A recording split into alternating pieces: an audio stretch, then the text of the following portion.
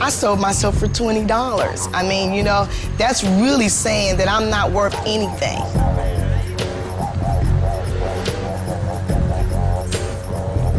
This was my vocation, not just my occupation. This was who I was. So, and I loved them. I loved the lifestyle. I loved the game. I was true to the game. I love the industry of the flesh.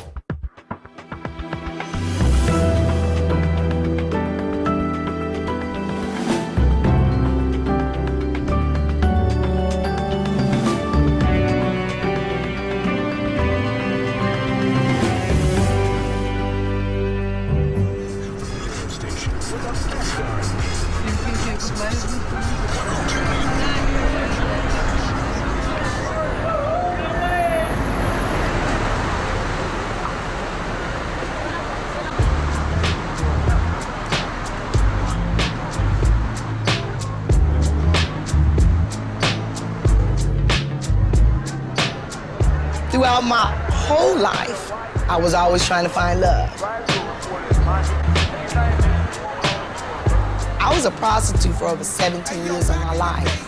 That means I was with tens of thousands of men. And I can remember the first time that I got pregnant, I was about 18 years old. That's when I had my first abortion. Throughout the years, and I can't quite remember when, but I know I had approximately 6 abortions.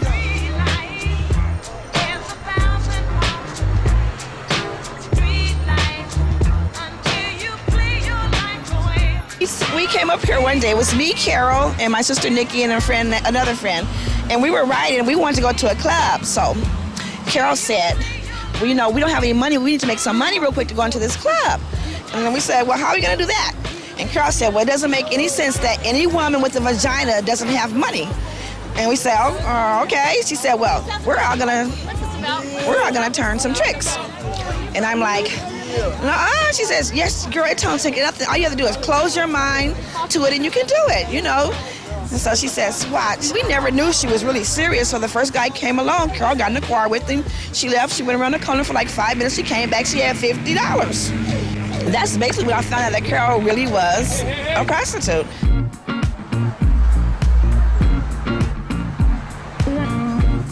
I had 17 girls all over the place. I called everybody baby. And all of them called me daddy, so I said it'll work. I used so many aliases, you know. I had the one generic nickname, Prophet, but in my travels, I had many different forms of identifications, you know. Some of the girls never even knew my real name. They would call me Ricky Williams, or I used to tell them I was James Bond from the ghetto, you know, that kind of stuff. A lot of bling bling, what they call a lot of diamonds, a lot of eye candy, you know. Is the lifestyle, but the pain of it all is that that's what your relationship wants.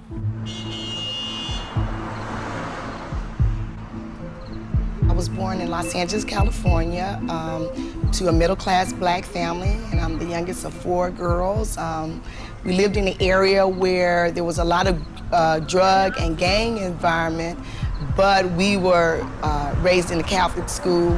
You know, mother and father both worked, provided a lot for us. As a young girl, I was a tiny little girl with a lot of personality, but at the same time, I had a lot of insecurities because I was a lot smaller than the other girls. Now we got the girls in Amsterdam. They was in Japan, Hong Kong, you know what I mean? So what I did too when I was traveling, because it's a skin game too, I can send the girls to different locations versus say like a black girl works on the street of Harlem, she's getting $20. But if I dress her up, make her look good and send her to the Scandinavian countries, whew, off the chart, you know what I mean? Say like a blonde in Los Angeles is only making $20. But if I send her to Tokyo, off the chart. Then if I bring that Oriental to Hollywood, you know. So I learned to use the world almost as a chessboard. Where should I put the pieces where I get the greatest advantage?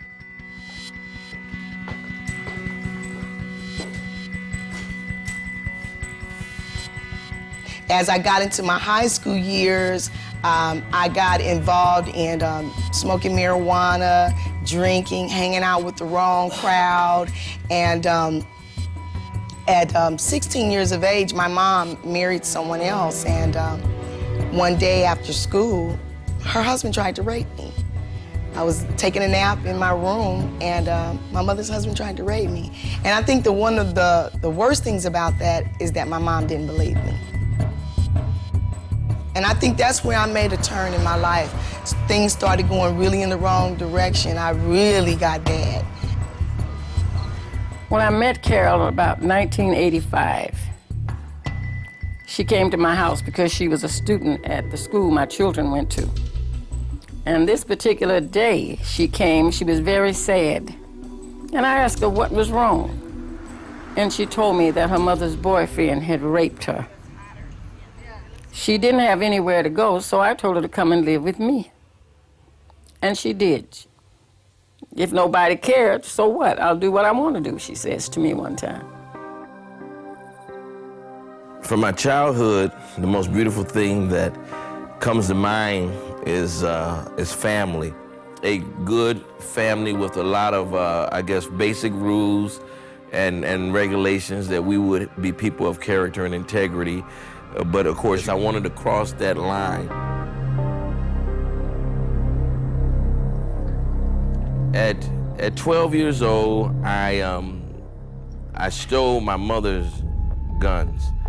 But see, I had been stealing from my mother for quite some time because she also was a registered nurse. And during those days, they would send nurses, the pharmaceutical companies would send nurses sample medicine, and all these different kind of pills would come in the mail, and I would get them before my mother would get them and sell them to the drug. So I was already in the habit of seeing what my mother had hidden around the house. I was looking for see what my mother had, if it was some more pills around or whatever, and I discovered her 38. And so I took her 38 out, not really going to use it, I just wanted to show it off. And I went to a gang meeting and showed, hey, I got my own gun. Oh man, they loved it. They loved it.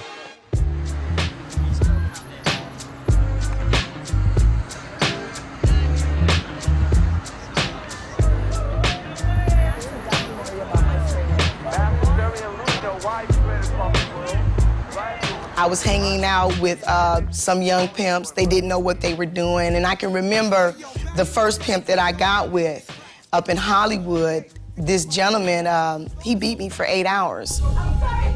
I'm sorry. I'm sorry. I'm sorry. I'm sorry. I'm sorry. I'm sorry. I'm sorry. And I can remember saying to myself, I'll never get with a pimp again. But it was something that was in me that was greater than the fear of being misused. It was like, that's what I felt I deserved. You know, and so I didn't, even though I left him, I didn't really know how to get that out of me. It was a part of me, and I didn't understand why it was a part of me, but nevertheless, it was. Nothing seemed to work. It only got worse. I mean, from one man to another, from one drug to another, from one pimp to another. I said, Lord, what is wrong with me? Why can't I help her? So I had one choice, and that was to, I hope I can say this, take her to Jesus. I took her in my heart. I took her to the only one that I knew that could help Carol. I wanted to be more joined to have relationships outside of my family, outside of the box. At that particular time, it was rival gangs and turf, so it was plenty opportunity. And I made my gang affiliates my family. You know what I mean?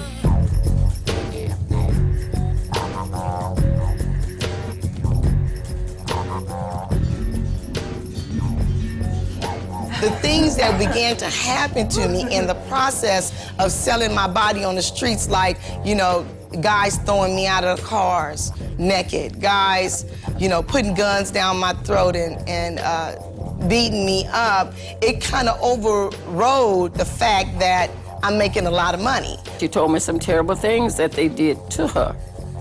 And I said, well, why don't you get out of it? She said, Mom, I can't.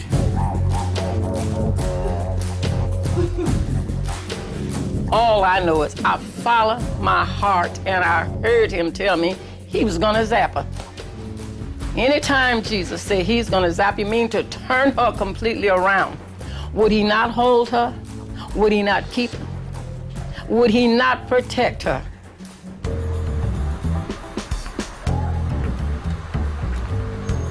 Amsterdam, I had already heard that prostitution and drugs was legal there. So one of my goals was to get the girls to Amsterdam. So it was, it was exciting to me to know that it was a country that fitted into my morality. And one of the things I wanted to do, I wanted to prove to my mother and father that they were wrong. So I called them from Amsterdam. And I said, hey, I'm not a crook anymore. I'm not a criminal anymore. And it was kind of curious to them. They said, why you say that? I live in Amsterdam, and what I do is legal.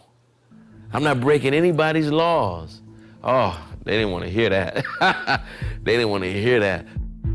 I consider myself quite fortunate to have a true friend, if it's a such thing as that. That's kind of a paradox in the lifestyle that we lead. But I had a individual that would actually watch my back. His name was Red. His real name was Orville Gonzalez. But he was always straight with me, and I was always straight with him. Sitting in the morning sun, I'll be sitting when the evening comes.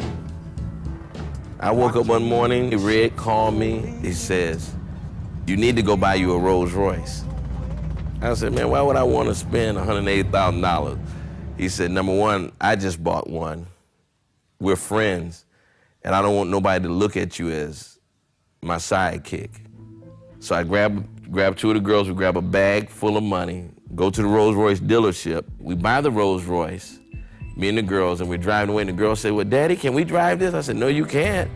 They said, well, we gonna drive. I said, what you wanna drive? And we was at the red light, and it was a Mercedes-Benz dealership. Right there on the corner, it was a fire engine red convertible Mercedes-Benz in the window. They said, we want that. So with the change, I bought the Mercedes. Driving down the street and getting the reaction from people when 3 Rolls Royces pull up and one guy gets out of a Brewster green Rolls and jumps into a blue Rolls, and the guy in the blue Rolls gets into the silver Rolls, and people just, whoa, something's going on.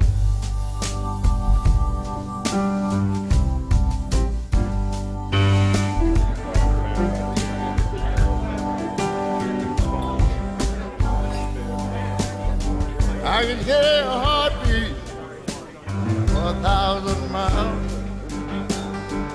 and the heavens open every time she smiles. When I come to her, that's where I belong, and run into her like a river song. She give me love, love, love, crazy love. If I was to think about one girl that caused me to touch love, it would be Carol. Take away my trouble, take away my grief. I went to a restaurant in Beverly Hills, and on my way out, a gentleman comes up to me, and he looks like he's kind of drunk, and he hands me some keys to a Rolls Royce and asks me to drive his car. Figured once you hear the kind of car I drive, you know, I'm planting that seed. He kept bothering me, and I gave him my number. I don't know why I gave him my number, but I gave him my number.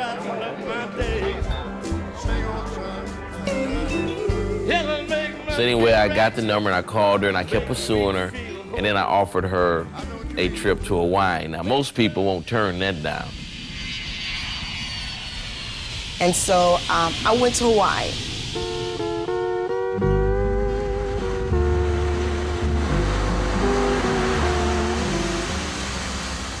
I really wanted to get to know this girl. I mean, not just try to get her involved in my organization. I really wanted to know her. So I hid, and I hadn't done this ever. I hid being a pimp from her. And he took me on a picnic one day. And I said, you know, Carol, I'm falling for you. I think I'm loving you. And then what I do, I can't love you. She was like, why? And I can't remember everything I said. I said, but I'm a pimp. And I said, you know, you need to get on the plane, you need to go back. My lifestyle, the way I live, it ain't for you. But I had already said it in my heart I wanted to be with him. I kept gravitating to what I was used to, being a pimp, pimping her, doing the pimp thing, because she's taking me in the uncharted waters and it's gonna sink my ship. I called him and I said, I want to come back. And he said, you know what that means? And I was like, yeah. I knew that he was gonna pimp me. Like I say, you get love is something you can't control.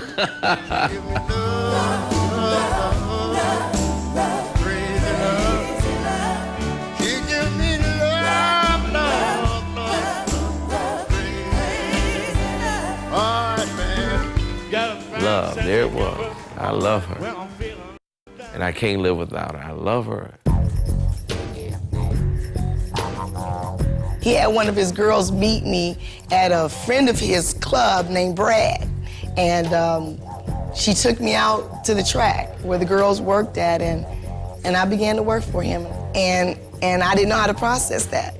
You know, because how can you love me but still want me to work the streets, still want me to sell my body?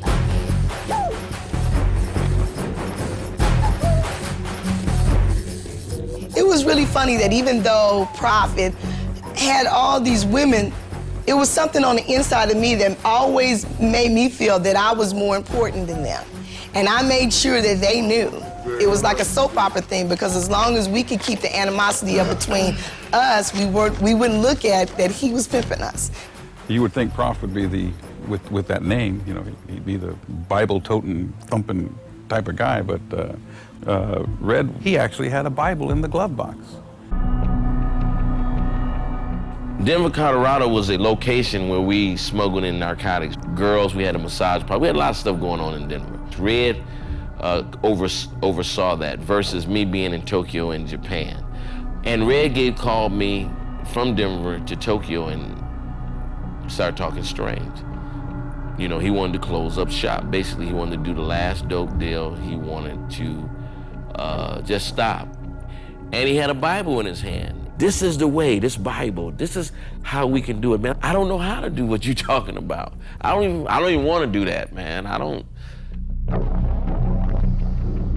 And so I said, well, you know what? Let's conclude the dope deal for today, and we'll talk about this later. With Red, it was no later.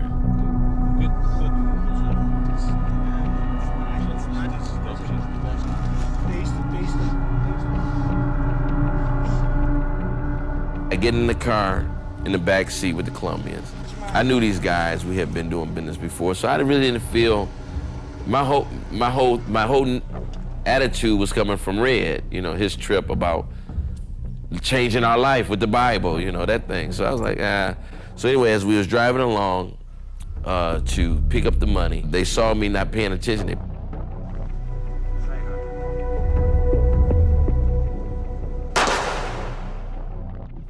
The bullet disintegrated my jawbone, cracked my skull, went through my ear canal. And I grabbed the gun, boom, he shot me again. And, you know, the bullet went through my nose quickly, through the roof of my mouth, down my throat, hit my spine. So now I got a death grip on his hand, because you know, my spine has just been, and I'm paralyzed with holding the gun. So now he's trying to get his hand loose, and they pulling the car over, so the other guy took out a knife, I guess, to, I don't know what that was about, but anyway, they went to stabbing me and stabbing me and stabbing me, stabbing me 16 times in the area that, you know, over the seat, so most of it is all in my head and the upper part of my body to, I guess, break this grip I have or to make sure I die or whatever, but he's stabbing me. They threw me out of the car. The terrible thing about that was that I was conscious. All that I am is there, right there in my face. The little boy, full of insecurities, full of addictions, full of hate, full of everything. You know, I guess if you ever really look inside yourself, you wouldn't like what you see. So there I am, you know, stuck with this big old nothing. 911, the paramedics showed up, and they pronounced me dead at the scene from loss of blood. And then when they continued the examination, they classified it as a murder, and they called it in. And then they said he's DOA. You know, he's already dead. You know, by the time we get to the hospital, when we arrive, he's still gonna be dead. So that's dead on arrival, that sort of thing. Which, you know, when the prosecutor came in, he had to know that I was dead to charge this man with murder. I'm at the hospital, you know, they cutting me open. I still have the autopsy scar. You know, they cut me open, crack open my chest, you know, that kind of thing. The next call that I got was from Denver General Hospital, the emergency unit, and they were calling me, asking me, was my name Carol Moses, and that was I the fiance of Isaiah Reed, and I assumed that that was his name. And so I said yes, and they said, come to find out, Isaiah had been shot twice in the head and stabbed 16 times. He was pronounced dead on arrival. Red, he know who murdered me. Straight to their house. Kidnaps them, sneaks in, put the gun to the head, drags them out. Now he's dragging them out. Broad, I mean, it's daylight.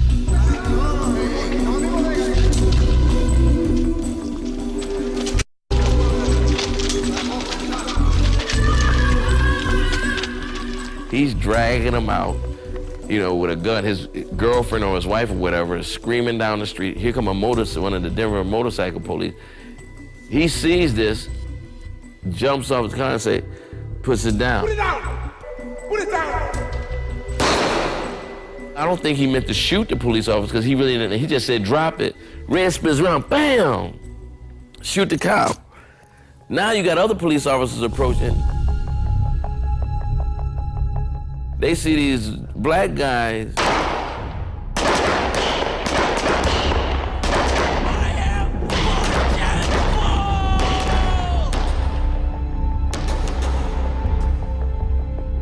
When the smoke settles, and there he lie, and them 6 bullet holes in his chest. The Colombian ain't even hurt, the murderer. The prostitutes are there, the police officer and the prosecutor attorney. Here's his mother's number, call him. So now my mother get the call from the doctor. No, my son is not dead, let me pray for him. So he says, you know what? You know, what's gonna happen when you pray? She said, if nothing don't happen, then you can do what you want, but put my voice over the intercom, because my son, my baby know when I pray. Anyway, my mother begins to pray, call on God, ask God to fulfill and remember her, you know, his handmaid, you know what I mean? Talking in tongues, now they really think she's hysterical. You know, they think she's crazy. But God answers. It wasn't seen as a miracle. It was seen as now a device to keep fearing other people so they wouldn't get in his business. They wouldn't mess with his women anymore, you know? And so it wasn't seen as a miracle when it happened.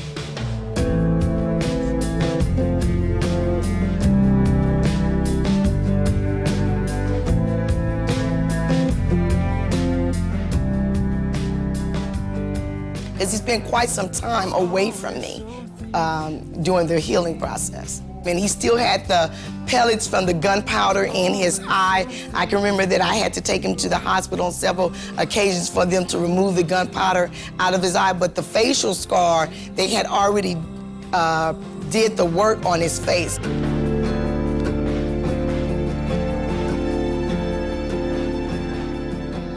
At one moment, we were very emotional and affectionate to each other.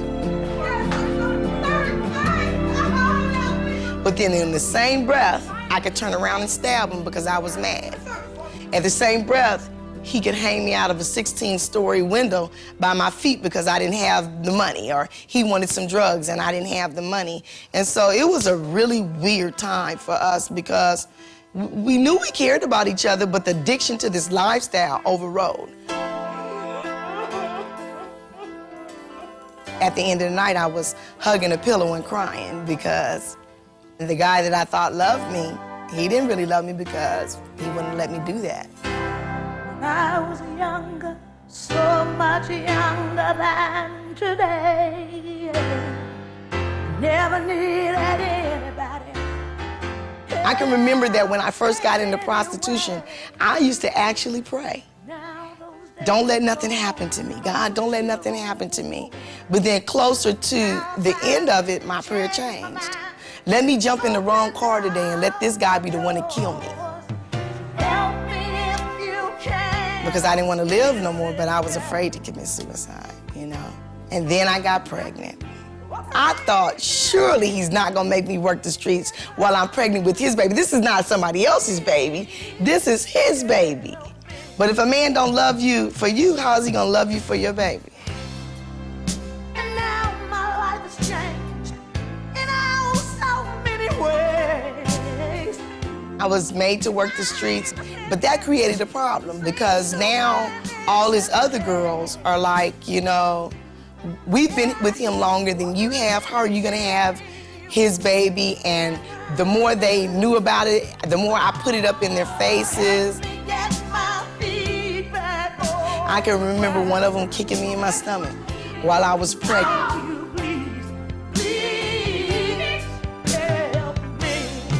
And when they finally did deliver my baby, he weighed 3 pounds. He was the tiniest thing I ever seen, and I had did that to a baby. You know, what right did I have to do that to that baby, you know? And I remember leaving, and right before I left, It's none of your business. It is. It is. Your business. Of my business. I'm tired of this, okay? Go right. Stop hurting. Stop hurting.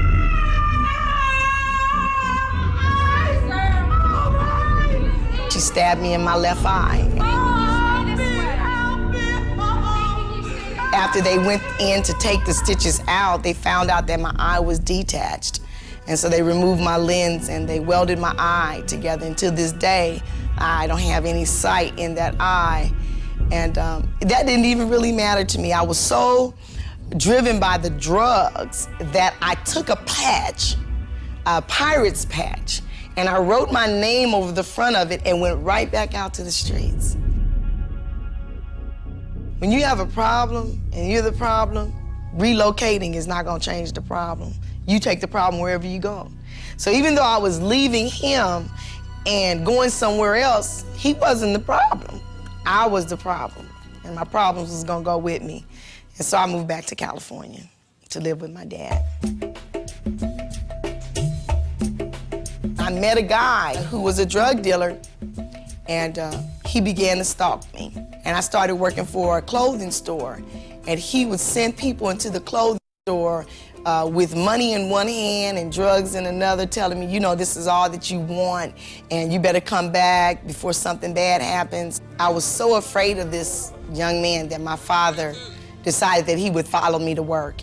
I got out of the car, and out of nowhere, DJ came running up on me, and DJ kept on saying, Carol, you know, you're gonna talk to me and I can't live without you, and either you're gonna die or I'm gonna die. And I'm like, you know, no, DJ, you know, no, I don't wanna have anything to do with you. It's over. It's over. Leave me. And he said, if you let anybody know what's going on, I'm gonna kill everybody in the house. And when I looked to the right, my father was passing down the street, and I started screaming. And Daddy, he has a gun. Daddy. Daddy. he shot him over and over again, and I kept on yelling, Daddy, you know, stop, he's had enough. And my father killed him. And it was horrible because I had caused 2 people to really lose their life. Even though one person died, 2 people lost their life because my father was gonna have a murder charge on him, and it was my fault. And I could hear the sirens coming, and my father got down on his knees and he put his hands behind his head, and I ran and I put my hands around my daddy's neck, and he looked at me and he said, it's okay, baby. He said, I will do it all over again. I was like, oh, Daddy, what did I do? You know, It's time for little going, Holly. Fancy cars.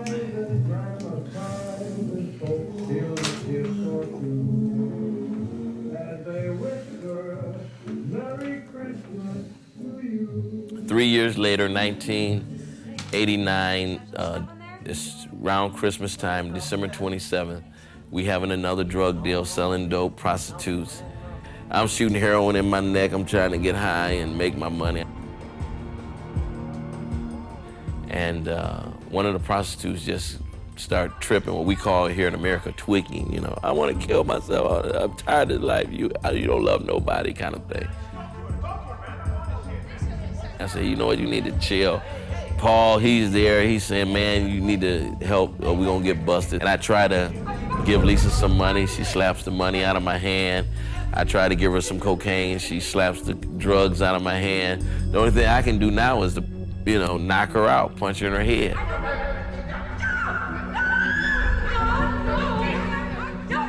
So I try to get Lisa to come closer to me, and I draw back my fist to punch her. And as I get ready to swing, all of a sudden I say, let me pray for you. What is that about?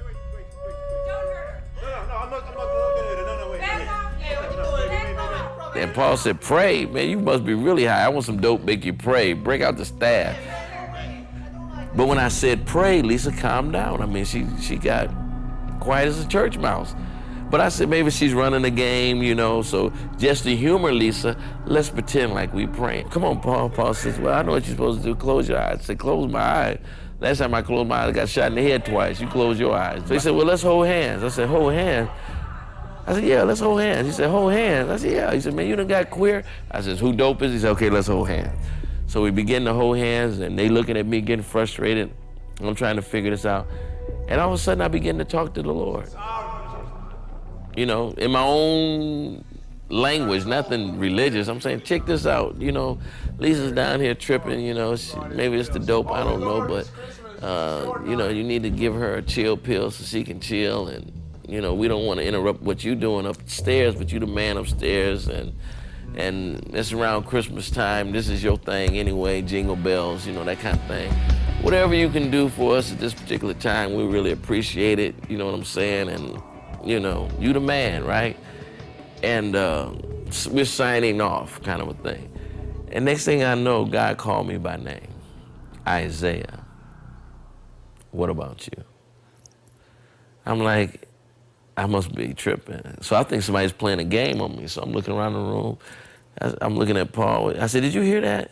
He's like, come, are we finished yet? What's happening? And I'm looking at Sheila. She's still tweaking. But Lisa, she's just as quiet as church mouse. I said, man, this is crazy. Isaiah, what about you? What about your life? You need anything? I'm like, no, I don't need. This was about Lisa. I'm cool. He said, no, you got a lot of things going on in you. Don't you know you can be free? I said, I'm not in bondage. I'm cool, man. I just want to do my thing. But we're talking.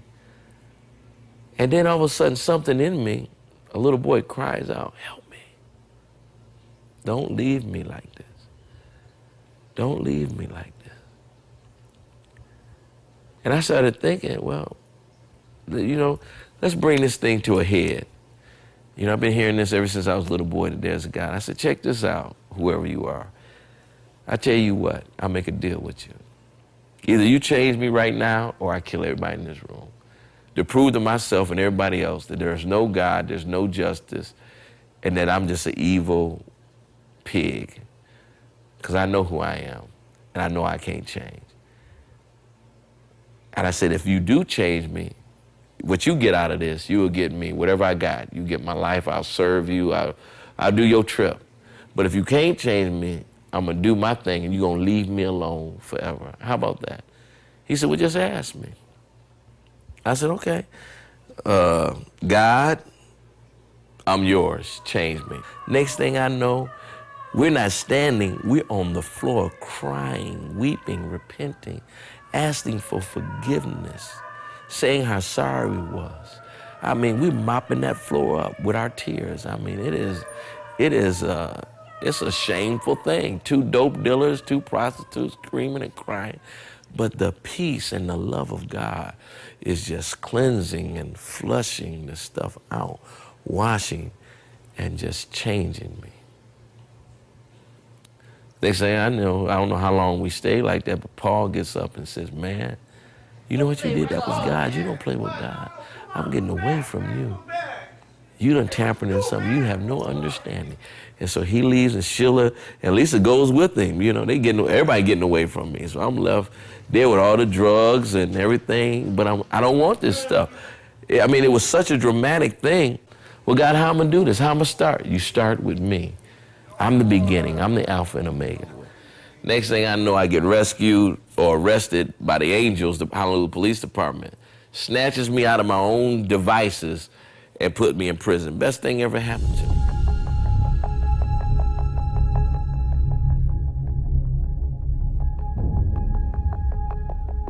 Me living in Hawaii had brought a lot of notoriety because Hawaii was my headquarters to the rest of the world.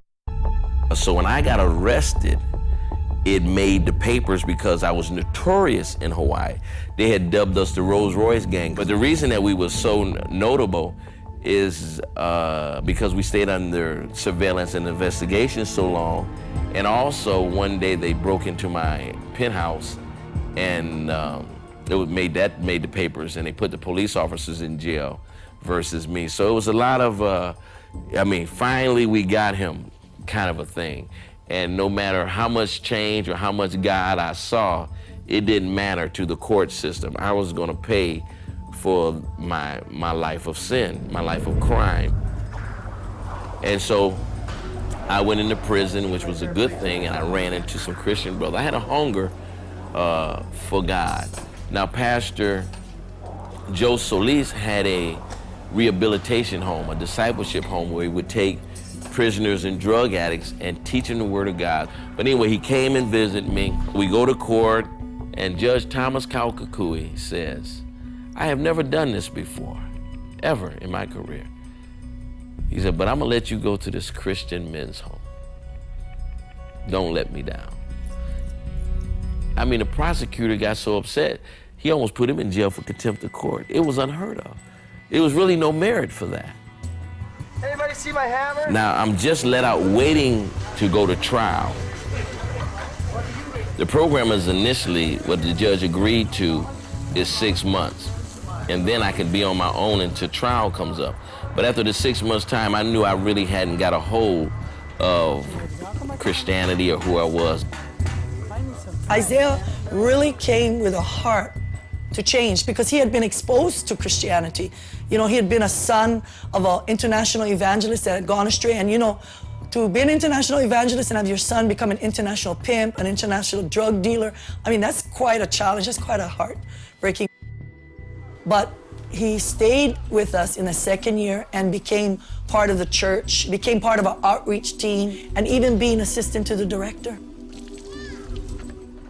In our ministry, we have different kinds of things that we do, and one is the car wash. So all the men, all the women have to do that car wash.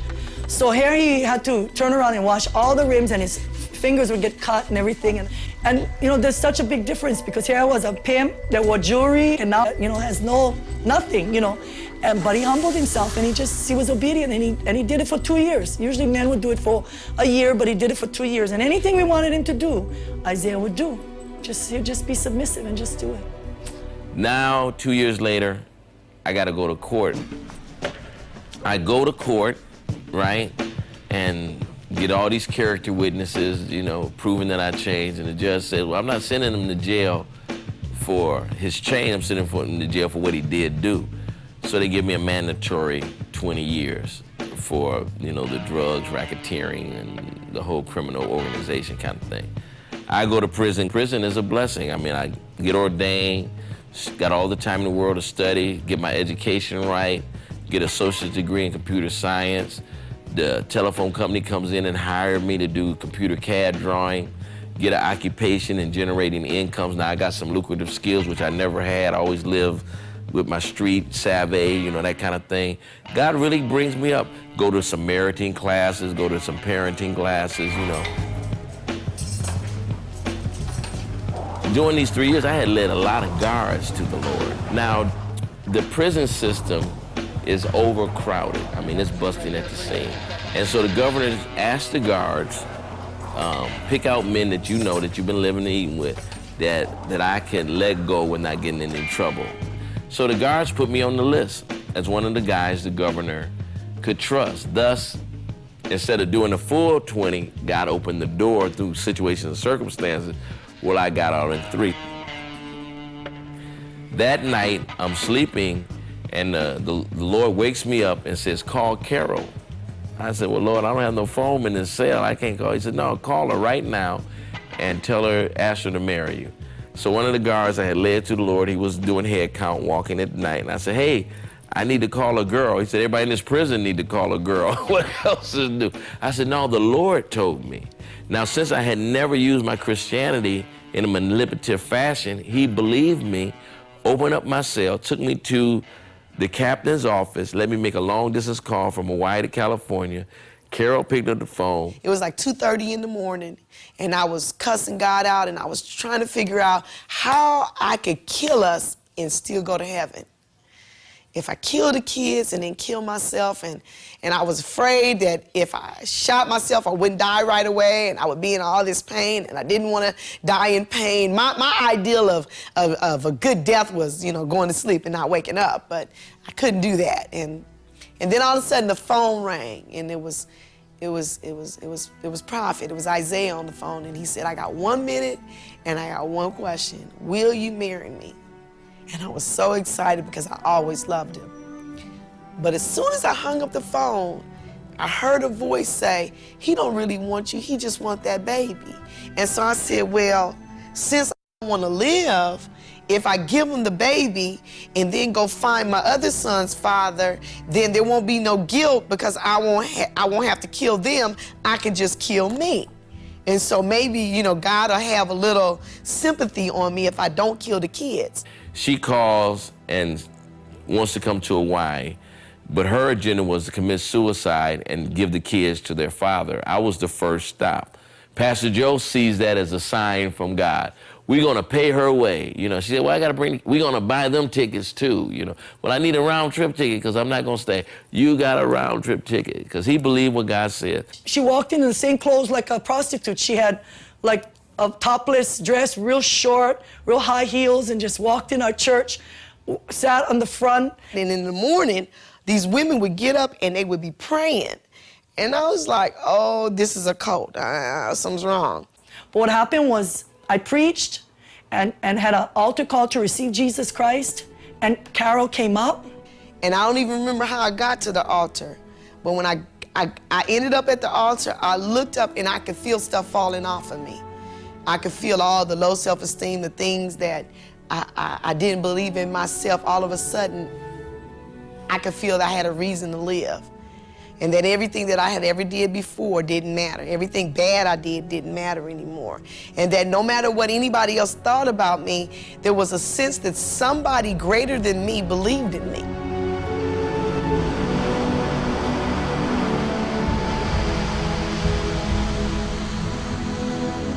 She came home, God zapped Carol. Finally, God zapped Carol. I saw a change. I heard the change. I felt the change. I felt the power of the Holy Spirit.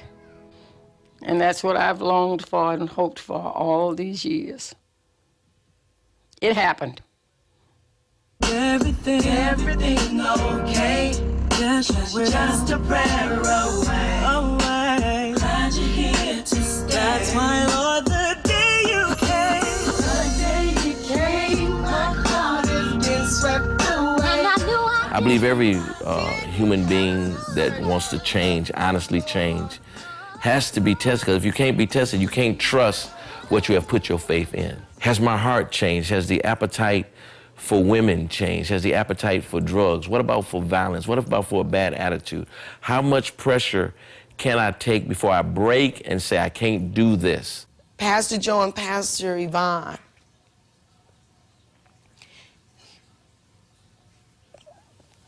they held our hands.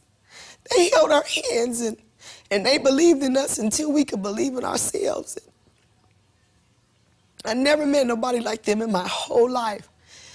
Because it was something about them that made us do what was right. They was gonna make us do what was right, no matter whether we said no, whether it didn't make us feel good, and they were always going to tell us what was right, and it didn't matter if we didn't like it. And that's what love is. Love is correction. Love is somebody telling you what you need to hear, not what you want to hear. And to reach this point, I found out that I can't do it.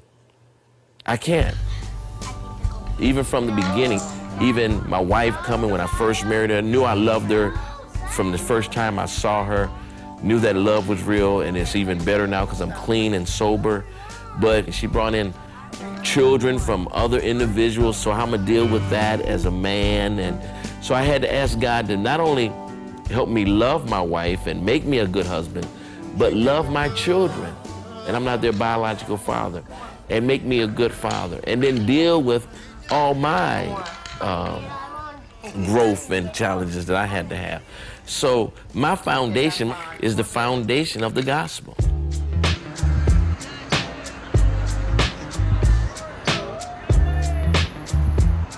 We gave up the prostitution, the drug addiction, the low self-esteem has now been turned around, that we're able to talk about it, that people can have a place that they can relate to and say, oh, I'm not by myself.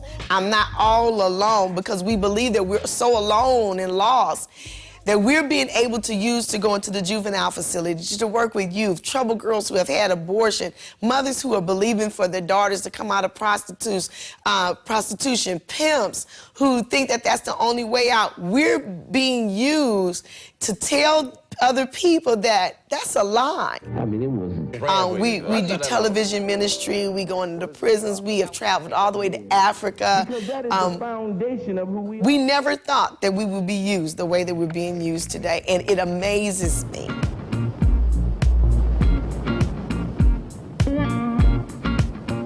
It was a great change. I mean, it was a wonderful thing. And just kept on going. And he never changed. I expected him to change at some point. I expected Prof to call me up one day and say, yeah, man, it was cool. You know, I did this and I did that, but, you know, I'm back down on the track now. But he never did that. You know, he just kept on praising the Lord. The bullet is still lodged in my brain. My jawbone, matter of fact, disintegrated because of the impact of the .38 slug, which remains there. And then in my face as well. Now, to get at the bullet in my spine, a doctor would really have to dislocate my head to get there. So it's gonna stay there. If it don't bother me, it won't bother them.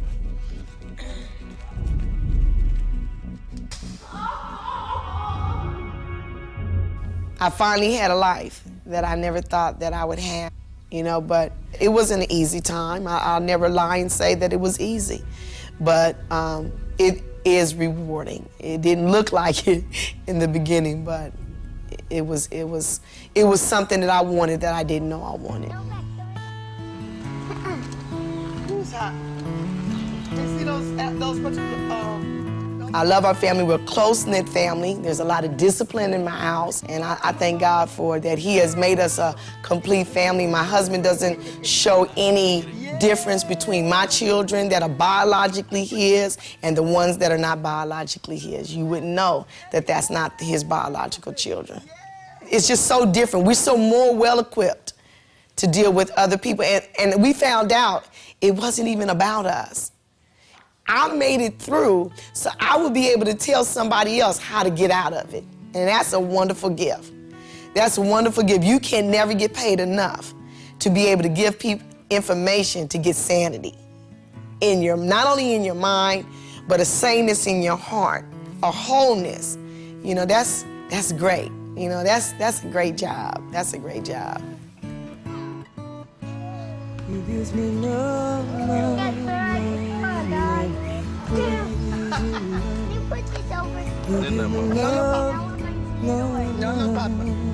Praising